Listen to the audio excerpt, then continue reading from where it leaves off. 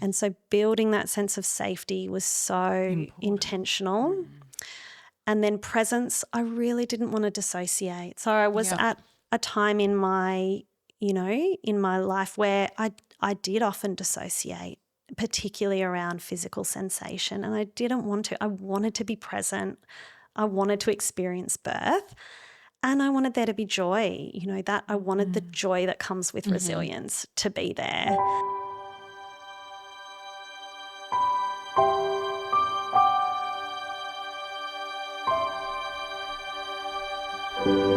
Hi everyone, and welcome back to No Place Like Home. I am your host Larissa, and my co-host Jess is here today. Hi everyone.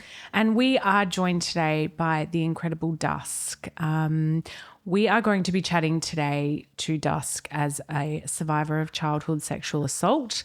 So if this feels heavy for you at the moment, as gentle as it will be spoken about, little ears may not want to be privy to this episode, but also if this does feel heavy for you, we maybe advise you to come back later, or maybe this just isn't your episode.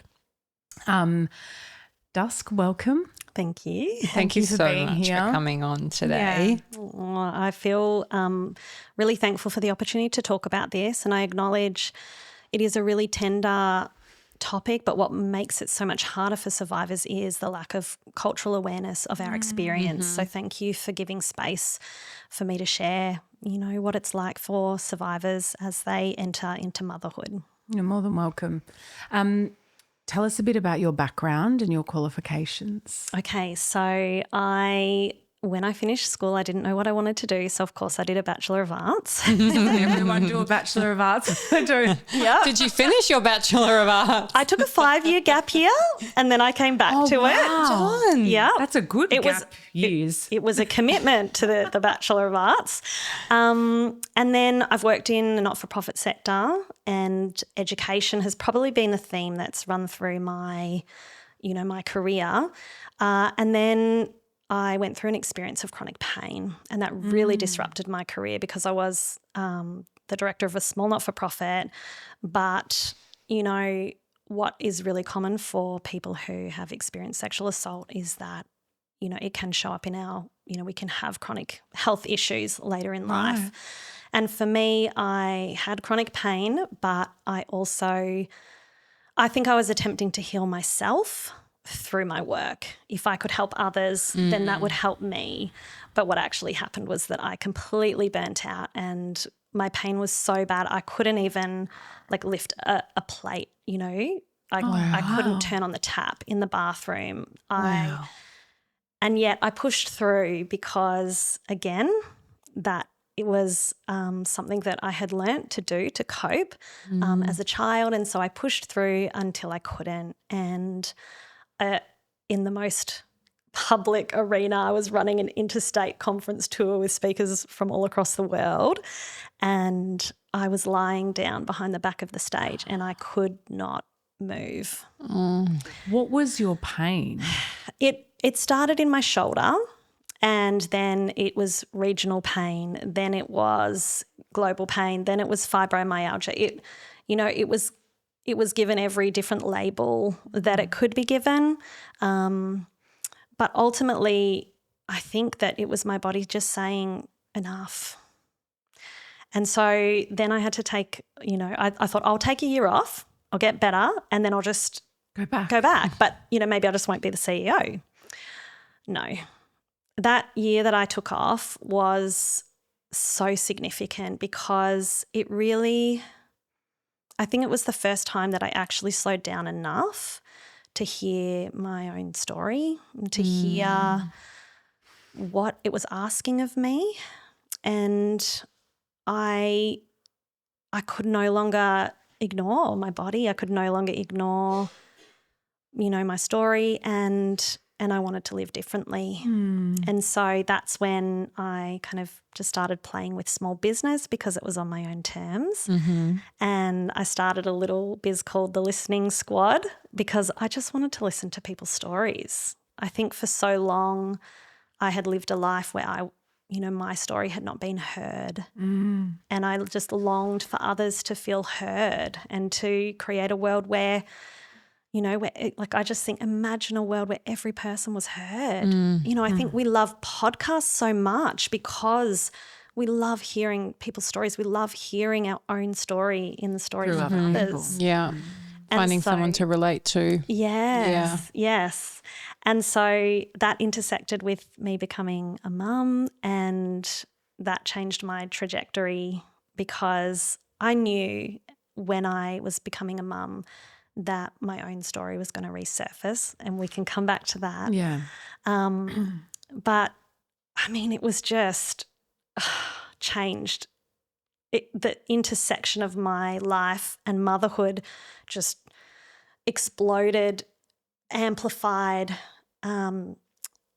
It just brought everything up, like, when you're stomping on dirt and it just, covers you. And so then I kind of followed my curiosity. I became a doula, birth doula, and then a matrescence coach, and then a postpartum doula. But all of that time, my kind of passion and special interest in trauma-aware care continued to come to the surface. And so then that curiosity has been where I've followed in that work. Alongside that, I also did a master's, well, I'm still doing it, a master's of spirituality. Oh, wow. And I've got ADHD. It's very common for people with ADHD to study a lot of things. Yeah. I love learning. And as part of that, I became a spiritual director. And that's where I really learnt to sit with myself first in my deep pain so that I could then sit with others in theirs. And that has shaped who I am, as a doula, as a peer support, and as an educator, because so much of my life was centered around hiding the pain and not letting it be visible to anyone else. Yeah. And for the first time in my life, I was able to sit comfortably with that pain without shame, and then create a space where I could sit with others, in their pain and their shame, and to see that transformed into, where it belongs, which is, not on the victim, and to reclaim our power. And I think birth and motherhood is a real invitation for that. And that's what I've been exploring through my work. Incredible. Wow. We all need one of you in our lives. I find that so fascinating. So where do you study that? So there is this beautiful little spirituality centre called Wellspring. This was when I was longing to have a baby, but because of my chronic pain and my trauma, I just didn't trust that I was ready. And I was desperate and longing, but I wouldn't allow myself to conceive. And we often talk about infertility only as a physical thing, but I think that infertility, there can be, a trauma aspect that impacts that. And that was definitely what I was experiencing. And there was a real longing for about 4 years. And I was like, well, I better just do something to fill the time. Coming out of chronic pain, wanting to have a baby. So I was like, oh, maybe I'll become a coach. But I didn't want to move people forward. I wanted to take people deep. And so I found this little spirituality centre called Wellspring that I'd heard of, and you had to do like a little subject called the art of contemplation first before you could think about the course. I was like, all right, I'll do that. We had to do a 3-day silent retreat. And I know I sound like pretty gentle, grounded, whatever now. I was not. Like the image I had was of me just absolutely just like I was going to say screaming. All I could see at the thought of it was me naked, painted in blue, running through a field, just screaming at the top of my lungs, like just unable to sit in that space. Because for me, silence was the space to hear the voices that say, you're not enough, you're trash. Like you haven't worked through your trauma. You've got nothing to give. Your only value is in helping others. So there was no way I wanted to spend 3 days doing that. And yet at that beautiful retreat, I encountered something different. than just those voices in my head. There was just these glimpses of just calm and peace and hope, and I just wanted to follow that. And so that's why I studied to become a spiritual companion. Wow.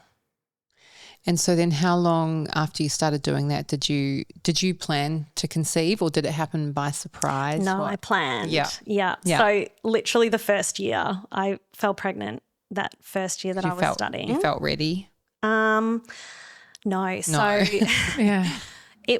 it was the first year, it was 2016, and at the start of the year, my partner and I were talking, and I just said, like, I had lived in just such inner chaos for so many years. Had your chronic pain been somewhat minimised or managed by this stage, or? Yes. Okay. So I took the year off in 2014. Yep. And I had felt like I had enough mobility to participate in life not the way I would want to, but enough.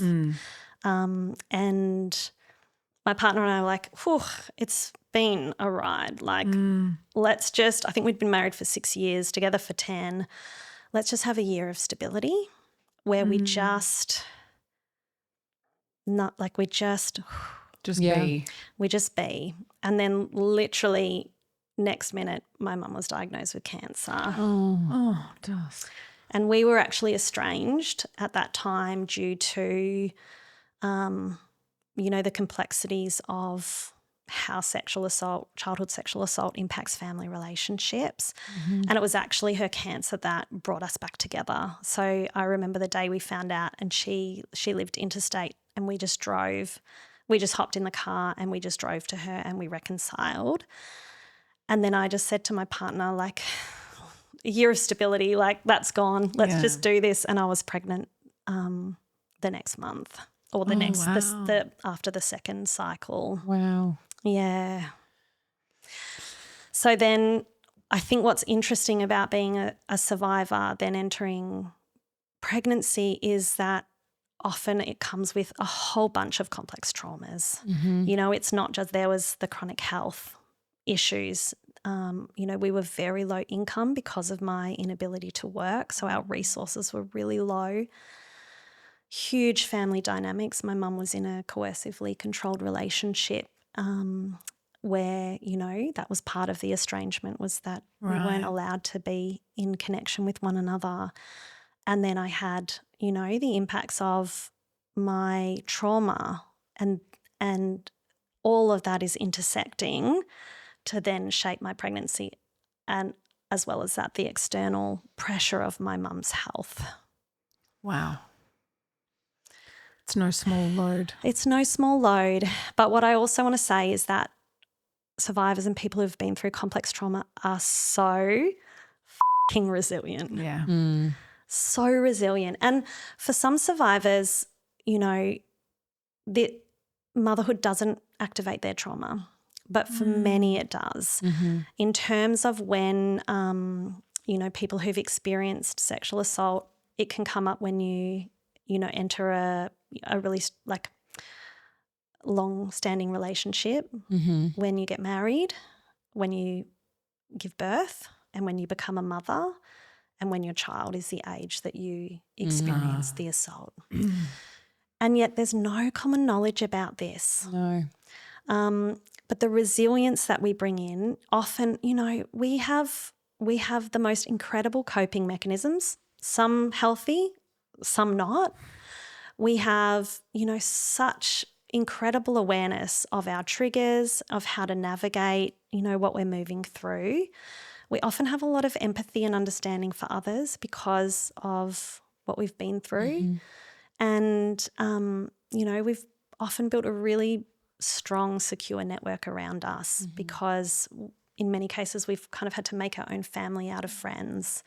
And so there was a lot that I was coming into pregnancy and birth with alongside all of those challenges. And I like to name that because so often we can gravitate towards, we live in such a deficit-based culture. And so to name those strengths, that they're there alongside the challenges.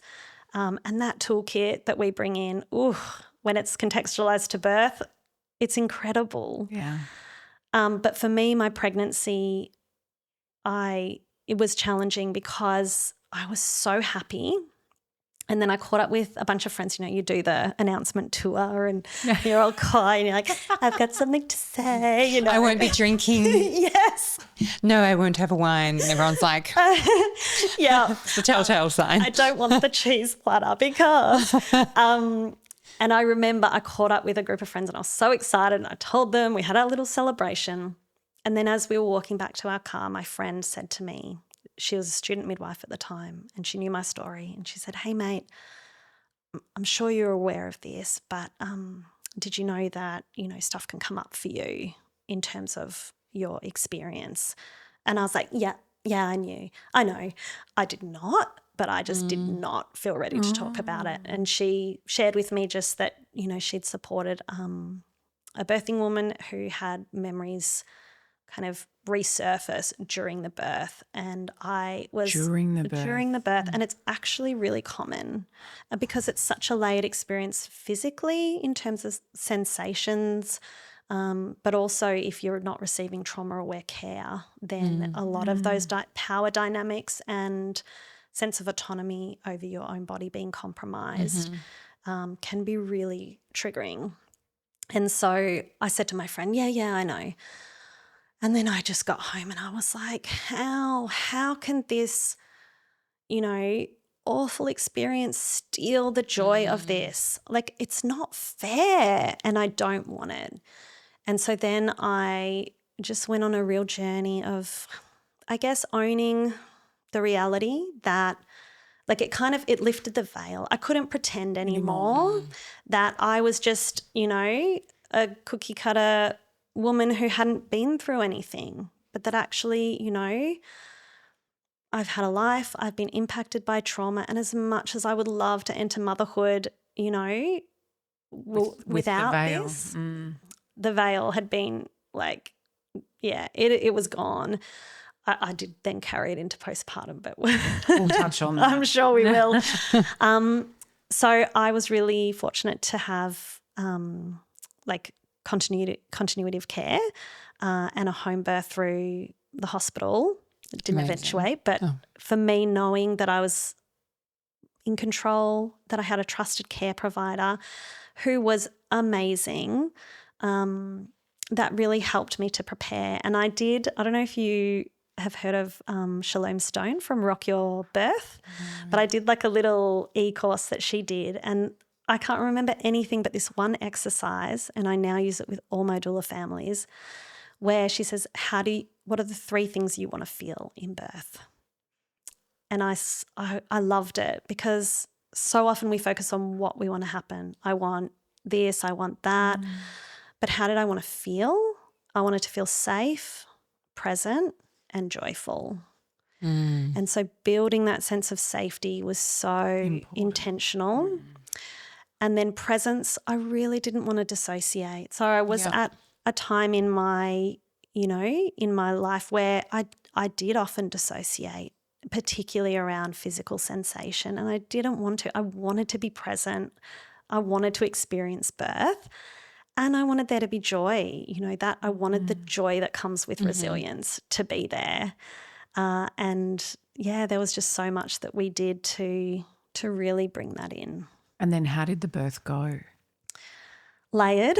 Yeah. Layered in so many ways. I was in very prolonged labour, which again I think is really common for survivors. There was Monday to Thursday, a hind water. I think I had hind waters on the Monday. Nothing happened. Went in on Tuesday to see if it was actual waters, and they said, because, they're different, but they said, no, it's fine, which was good. It bought me more time. Wednesday I texted, started feeling contractions, text all the friends, light the candles, say say the prayer, which was Come Baby Come. My beautiful friend Talitha wrote it, Come Baby Come. How gorgeous. Oh, it was gorgeous. And then Thursday my midwife comes and she's like, you're on the journey of labour. And I text everyone, blow out the candles. And then it ramped up. So Friday I had contractions 10 minutes apart for 24 hours. Saturday, 5 minutes apart, 24 hours. I couldn't have them sitting down, so I stood. I would like, I remember being in the lounge and I'd sit, have the contraction, stand up, sit back down, fall asleep through the night, just every 10 minutes. Oh, wow. Then every 5. And then on it was 20, on the Friday, 10 on the Saturday, 5 on the Sunday, and I just could not get to 3.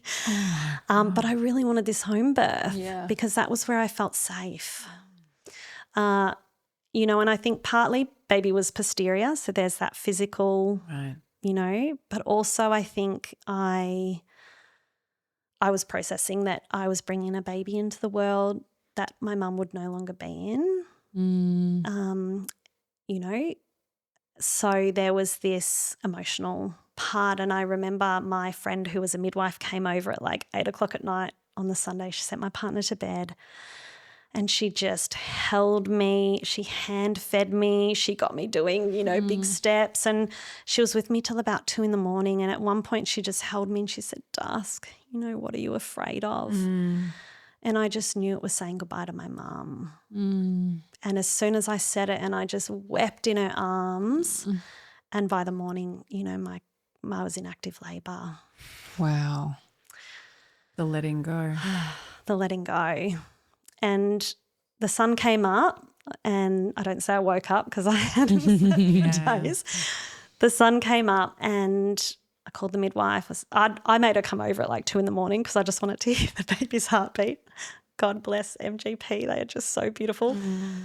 So I called her and she said that earliest I can get to you is 10, but you can go into the hospital. And I don't know, and I still don't know about, you always look back at your birth and your decisions you made, but I just said we need to go in, and we grabbed everything from the home, like the lounge room, all your things, the whole thing. We packed the whole car full of our lounge. I think I even took like my king size doona. Like it was just. Yeah. And as soon as we got in the car, I fell asleep. This peace washed over me and I fell asleep. I woke up every 3 minutes, but I just felt at peace. And then when I got in there, I laboured for another 18 hours. Oh my goodness me. Wow. And that whole time, every contraction, I just held my partner's arms. He co-regulated me. Yeah. If I had his arms, I didn't need anything else. I didn't need the music. I had the most, complex. I'd written down everything I might possibly need. I had a sign on the door that said, "This birthing woman is a survivor. Do not enter this room unless you have read her birth preferences." I had everything from my lounge room. I had my partner, and I think the oxytocin finally came in. I thought I'd want pain relief. That's big part of why I went there. But once the oxytocin kicked in, I was just so glad to be in labour that I was like, it was the biggest high. And during the pushing phase, like I remember my midwife saying, "Dusk, like focus." Ben and her were like, "Dusk," like because I was just the joy. Euphoria of joy. I was just so euphoric. And when she was born, I shouted, "She's here, she's here." Like, "You're a father, I'm a mother, she's here." Like it was resilience in its fullest, most embodied form.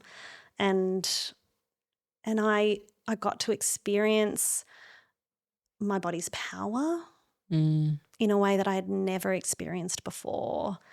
And I was able to rewrite my, a new story for my lineage, for my little daughter that I'd just birthed. It was really special. Yeah.